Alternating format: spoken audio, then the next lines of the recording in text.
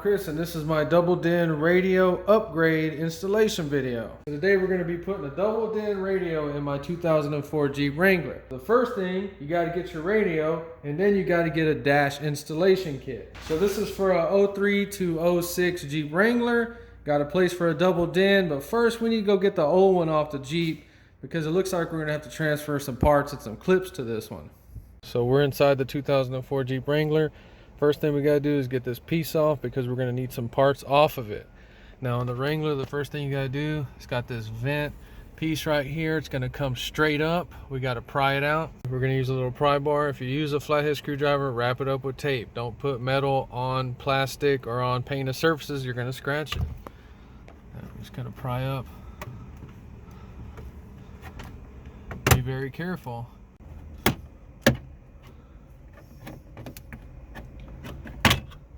It's got 5 clips on it, one in the center. Be careful.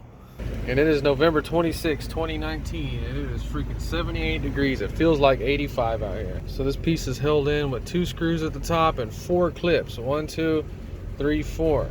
So let's get those screws off. All we're using is a Phillips screwdriver. Give it a tug at the top. It's loose. So we got it pulled forward. Now I need to pull it out with 2 hands. Okay, so we're just going to try to get a good grip in it and pull it straight out. Just like that.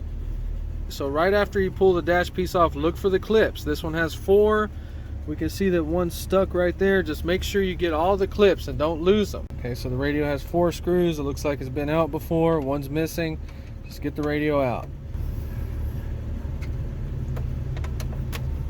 So this radio's already been out before, so we just undo the plug from the back. Okay, that's it. That's all it was. So I just bought the Jeep, so evidently they had the radio out. They put the old radio back in. It looks like it's supposed to have a ground right there. The antenna is missing, and it has this bracket. It's a support bracket in the back. You can see it right there, and also a ground for the radio. And you can see it's kind of screwed up and bent. So when we put our double din, we're going to need to take this out. We're going to see if we can make a ground out of it, or at least make some kind of cradle for the new double din to support some of its weight back there in the back. Okay, so buying a used car, the old, switch the radio back to the old one at the last minute routine. So we're going to need to reuse our AC vents. Just be careful and don't push on the little delicate parts like that. Push on the outside shell. Get behind it. Just like that. On this one, it has these 3 little rubber pieces. I don't think these are going to fit into the new one. Some kind of little bumpers. And then we got to get these little clips off that snap into the dash. There's 4 of them.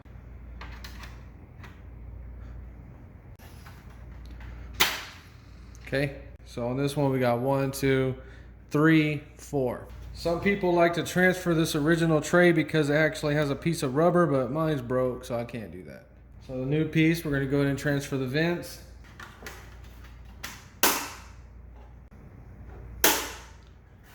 Okay, nice and tight. Okay, then we transfer our clips. I'm actually missing one. Just study your piece. We got 2 screws at top, so as long as we have 2 at the bottom, we should be good.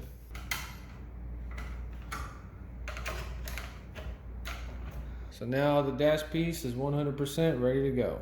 So I think this kit was $93, but they have different prices depending on what parts you need. This one, I needed the antenna adapter.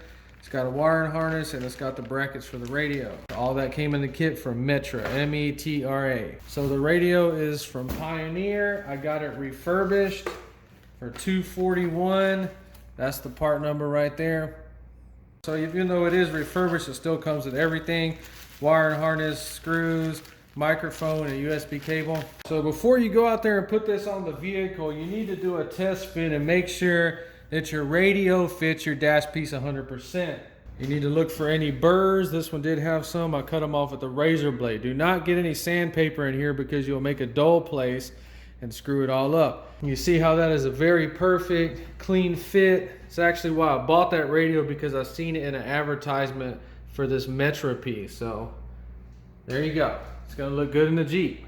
So I did have to buy this separate, and at the end of the video we're gonna be mounting it permanently on the Jeep right there on the dash, so we can have our USB and auxiliary just like a new vehicle would. So this Jeep is also getting a rear view camera. We're gonna have a spin-off video from this one.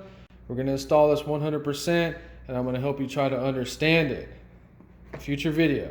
So we need to go out to the Jeep and we need to make sure everything is ready to accept these brand new parts. So that Metra installation kit had 0 instructions, not even a picture, nothing.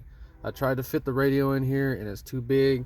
So I'm assuming we have to cut this little tray out 100%. I'm just gonna cut it flush right there. This is a 2004.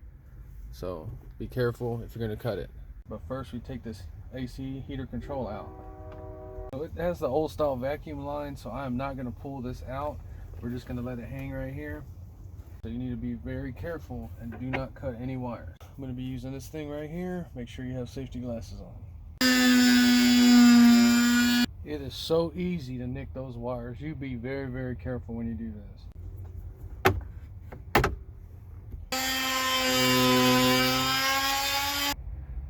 So we cut this side flush. This cut was a little more difficult, but you can see everything turned out okay. So the kit came with no instructions, so I have no idea, is this facing right or right side of the vehicle? Look at all these holes. What's going on here? So we need to get this set up and we need to do a test fit on the Jeep before we start wiring anything up. This is the most important part of the whole job. Let's get this thing ready. So now it took me 1 hour to get this radio to fit in there with the faceplate. But when I was fitting the radio, I noticed it was kind of pushed down at the back, so I had to cut these two off as well. You can see. So these brackets probably came off and on about 20 times. We could only get 2 screws in there, but that's what I came up with. So if the radio doesn't want to bottom out, there's something in the way.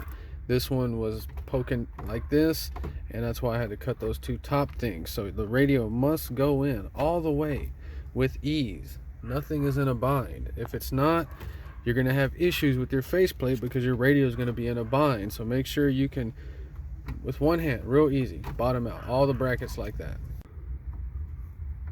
So we had the clips on. I took them back off because we need to test fit this and make sure that that radio matches our dash kit. So now you need to check all the gaps around it, make sure it's not kicked back, make sure it's centered in there left to right. Walk around it, look at it from all angles. That's what the passenger is going to see. Everything checks out 100%. We can move on to the wiring now. So we finally got the radio to fit, and every bit of that space is being used by the radio. So that little bracket in the back, I had to take it out. It would not fit at all with it in there. We need to visually inspect the wiring harness and make sure that the wires are in the right places, because sometimes these yellows and reds can be switched. For example, we have 2 hot wires that stay on all the time, and we also have those in the harness. If something doesn't look right, you got to get your test light out and you got to start checking wires. This one checks out 100%. So we need to locate the antenna wire. It's all the way over here. We're gonna have to get an extension for it. Okay, so whenever you wire stuff, you got to understand what you're doing. Is this exterior or interior? In other words, is this connection going to be exposed to moisture?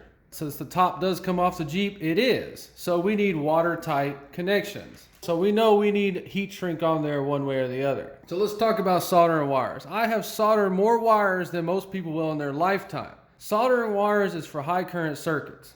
Permanent wiring harness or high current circuits. There's nothing high current on this radio. So if you feel like you need to solder the wires, you do it. But on a radio, it's really unnecessary. So we need heat shrink on there. We don't necessarily need to solder them. Just go get you some of these. Watertight heat shrink butt connectors. We'll check them out. I got these from Harbor Freight. So I wonder how many people out there have started to panic when they start seeing all these little tags. Let's figure out where all these go. Just look at these wires real quick. Now I'm sure on YouTube that there's videos probably 20 minutes long explaining what these wires do. We're going to explain it in a few seconds. These are hot on all the time, power wires. On the opposite side, you have your ground wires. Your red, this is on with the key. When you turn your key on, this one turns on. This is a remote wire. When you turn your radio on, this wire turns on to remote antennas, amplifiers, things like that. So this brown one right here is not used. So all the information should be with the radio. And then of course we have the 8 speaker wires, 2 front and 2 back. Okay, so the Pioneer wiring harness is a little bit different. We got our 8 speaker wires over here and power wires on this side. So we need to focus on the most important wires first. So we have 2 in our Jeep harness. So that means we have a free wire right here in case we want to run to a relay. We don't want to run anything crazy off of this because it'll overload the circuit and pop our fuse. But we know we have a free hot wire off the battery. Pioneer only uses one, so we only need to connect to one. Let's go ahead and cap one of these off. Okay, you can cap it or just use a butt terminal. So on the factory harness, we have 2 grounds on the opposite side. So on the Pioneer harness, we have 1 ground. So just choose one. You don't have to cap off a ground, but you can if you want to. Okay, so I was just going over that in case you have double wires on a harness like this. So we need to go ahead and lay our harness out, and we need to make all the connections. It's pretty much color to color. You really can't screw it up. So let's go ahead and connect our harness up, and then we'll get into these other special wires. So now we lay our harness out flat on the table, and we want to make a straight cut down the middle and connect all these wires evenly so that we don't have no weird bulges in our harness.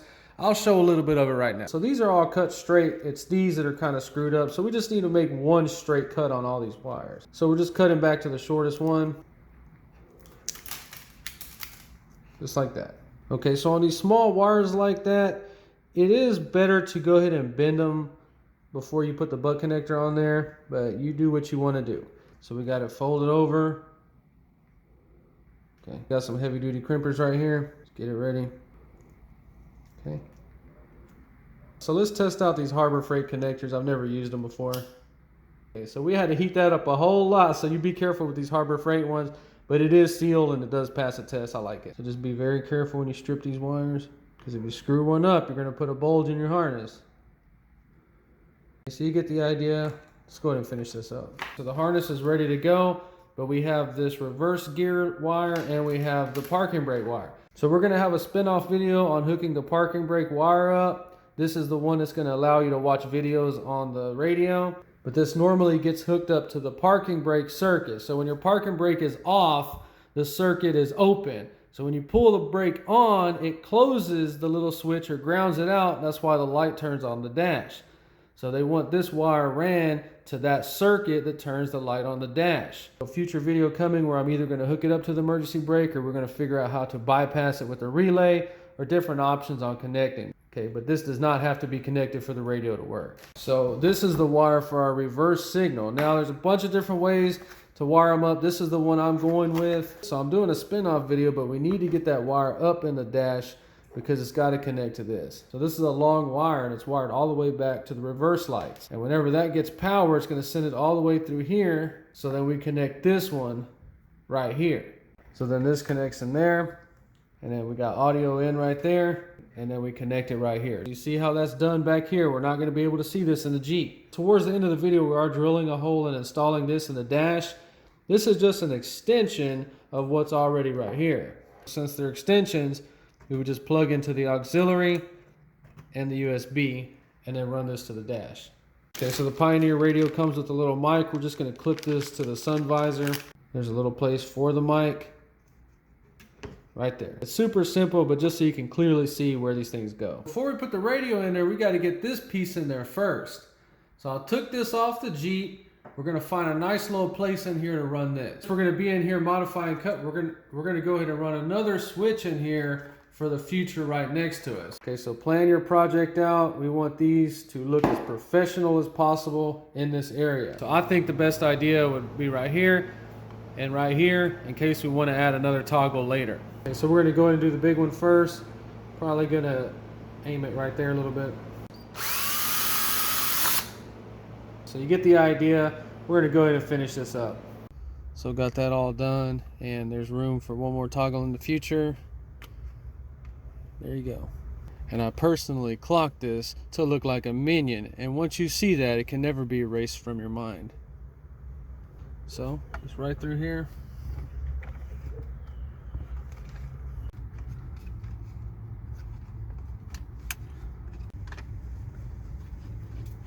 And then we got the wire for the mic. Runs back through there, up there, and out right there. You can wrap this up better if you want to. We're probably going to be back in here putting an amplifier on this Jeep. Just do a checklist. You got your antenna, Bluetooth aux, backup camera, mic, Everything's ready to go. We're just gonna hook it up. Okay, and if you get lucky, it'll just slide right in there.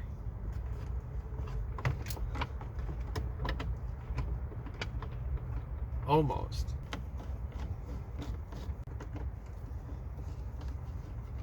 Okay, so we're ready to put the dash piece back on. Just remember to put the clips back on if you took them off. It's got these 3 little bumpers.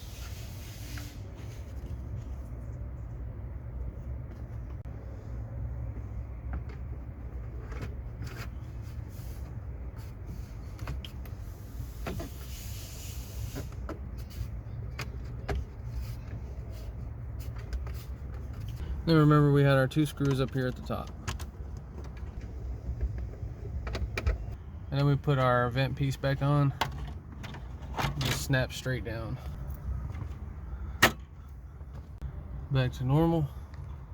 Looking good. Should have probably tested it before we put it all back together, but let's just see what happens. Keys on.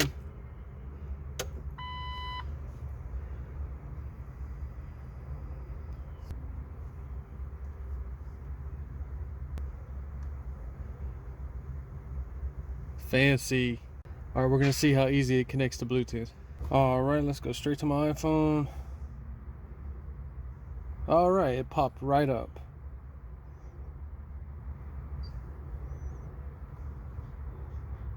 Okay, instantly connected.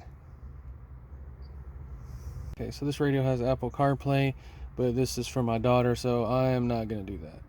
All right, so we're just gonna do Philip E. Morris, Bullfest.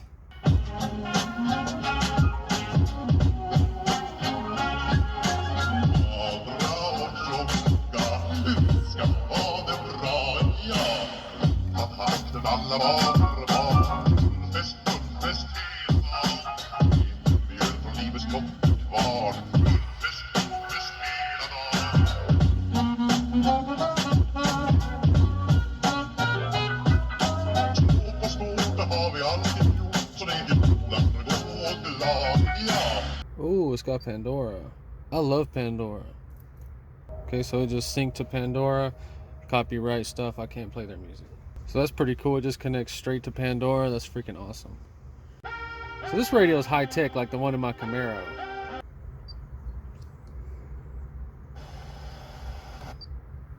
Don't ask how other people do it. Don't ask how you should do it. Don't ask if it can be done. Don't ask if it's ever been done. Because there are those who don't. And those who do.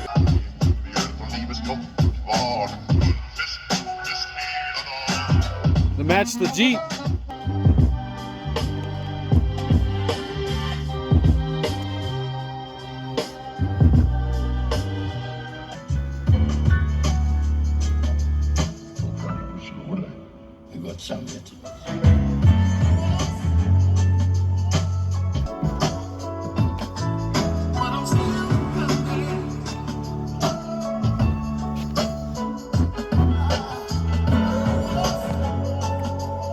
This radio is like 100 times better than I ever imagined it would be. I didn't know it would have so many features on it like that.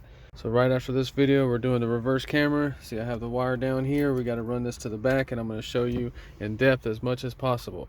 If you enjoyed this video, please like and subscribe, and thanks for watching.